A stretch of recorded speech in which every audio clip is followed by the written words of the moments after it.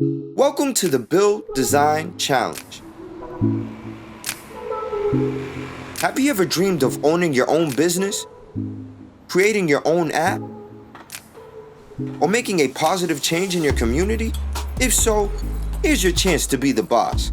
This is an adventure where you can select the path you choose with our help and guidance. We provide the map for your journey. All you need to bring is your time, energy, and imagination to envision a solution you can later bring to life. Along the way, you'll learn a technique called human-centered design. What's that? Let me break it down for you. Human-centered design is understanding who you're designing for, with the focus on your client. If you're new to this, don't worry. You have a unique perspective and voice that we want to hear. After all, who has your experiences, your truths, your outlook on the world? Basically, you have everything you need to create something both useful and inspiring to make someone's life a little easier. So, are you ready to make a difference? Let's build. Empathize. The first step in the design process is empathy. You'll have to know and understand your client, their personality, their needs, what makes them tick. Feel what it's like to walk in their shoes. If you don't get them, you can't build for them. What are their trials and tribulations? What are their pet peeves? What makes them uncomfortable? What's empowering and invigorating to them? What brings them joy? People are complex. Don't box them in. You have to see the whole person. It's like when someone judges you without taking the time to know you. You don't want to make that mistake. That's why doing research is essential. Define. Define is the second step in the design process. You'll take everything you discovered from diving into your client's story and use it to identify a specific need or problem. In this part of the challenge, you'll craft a point of view, or a POV statement. The POV statement includes an important element of your client's identity and the specific problem or need they have. There are some problems the client may have you can't solve, so pick one you can realistically tackle. Ideate. Ideate is the third step in the design process. To ideate means to form ideas. This is a brainstorming step. Use your imagination and let the ideas flow. Go wild.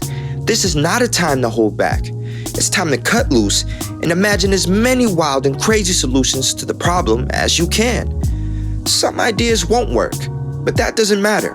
Some of the craziest ideas do work and create something brilliant. The goal is to have a lot of ideas and a variety of approaches while staying focused on your client and problem. After you have a ton of design concepts, look for patterns and group them into categories. This is only the first try, so don't get trapped into finding something perfect. Focus on the best solution and keep it moving. Prototype. Prototype is the fourth step in the design process. It's time to go from idea to action and create something that's empowering for your client. You need something tangible that you can present for feedback. Prototyping means building a physical example of your idea or drawing the concept on a storyboard. It doesn't need to look amazing. You just want something people can react to.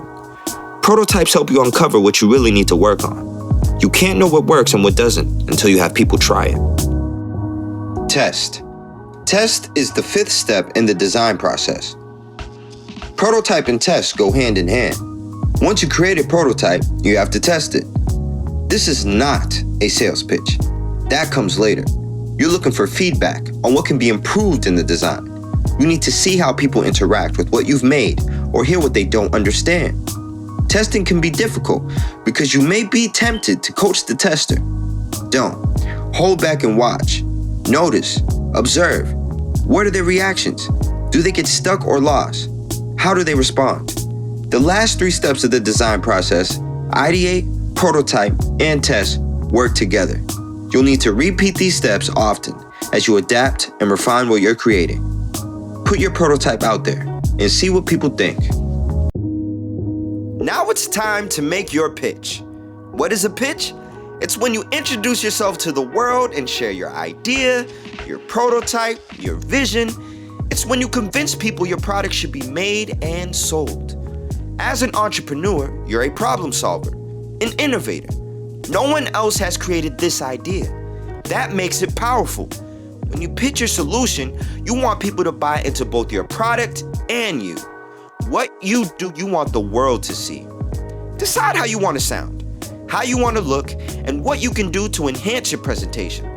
Show a little personality. Remember, you used empathy to learn what your client needs. Now you want to use empathy to connect with your audience. It's time to share your pitch, share your passion, and make a positive change in the world. Now you have a better understanding of how entrepreneurs use human-centered design thinking. Now it's your turn to pass the knowledge to someone else. Share build.org/virtual on social and send to all teachers, educators, and nonprofits you know. Only together can we provide fun and interactive digital content to teachers in need and help students stay engaged in distance learning. So what are you waiting for? Let's build.